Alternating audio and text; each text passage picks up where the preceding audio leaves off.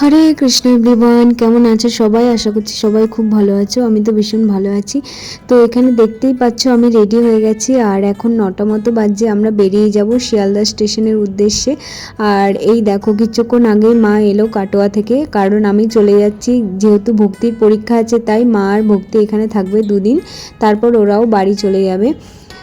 বাড়ি থেকে বেরিয়ে অটো করে এখন আমরা যাচ্ছি হচ্ছে শিয়ালদা স্টেশন। আর আমার অবস্থাটা দেখো কি হয়েছে। সত্যি কথা বলতে আমার মিডিলে বসতে একদম ভালো লাগে না, কিন্তু কোনো কোনো সময় বসতে হয়। তো যাই হোক, তোমাদের সাথে কথা বলতে বলতে এখন চলে এসেছি শিয়ালদা স্টেশন। আমাদের ট্রেনও দিয়ে দিয়েছে। তো তোমাদেরকে তো বলাই হয়নি আমরা কোথায় যাচ্ছি। আমরা যাচ্ছি গঙ্গারামপুর। তো এখানে দেখতেই পাচ্ছ এখন আমরা ট্রেনে উঠে পড়েছি, আর আমাদের সিট দুজনেরই একদম ভরে পড়েছে। তো যাই হোক, এখানে দেখতেই পাচ্ছ একজন ফোন নিয়ে কুটুর কুটুর শুরু করে দিয়েছে। তো এখন আমি উপরে চলে এসেছি আর সুন্দর করে বিছানাটা পেতে নিয়েছি। যা গরম পড়েছিল না, তোমাদেরকে কি বলবো। কালকে রাত্রে ভিডিওটা আর কন্টিনিউ করা হয়নি। এখন ভোর 5টা মতো বাজছে। জলের আওয়াজ শুনে উপর থেকে নিচে নেমে এসেছি শুধুমাত্র কতটা জল হয়েছে দেখবো বলে। ফারাক্কা ব্রিজ ক্রস করার পর এখন মালদা ছেড়ে গেছে।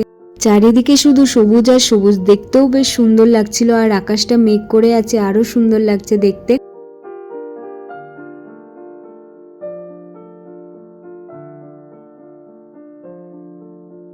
এখন 6:45 মতো বাজছে।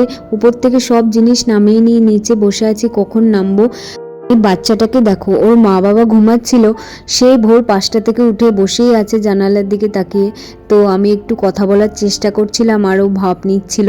তো এখানে দেখতেই পাচ্ছ, তোমাদের সাথে কথা বলতে বলতে গঙ্গারামপুর স্টেশনে নেমে পড়েছি। আর গোবর মুখে কি হাসি দেখো।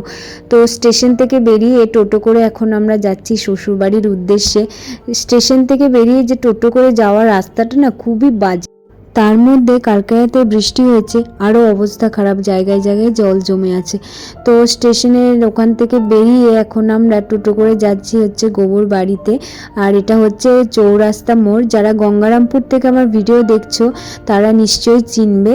তো এখন আমরা শ্বশুরবাড়িতে চলে এসেছি। এসে দেখছি বৃষ্টি বাইরে বসে আছে। আসার পর স্নান করে রেডি হয়ে নিয়েছি।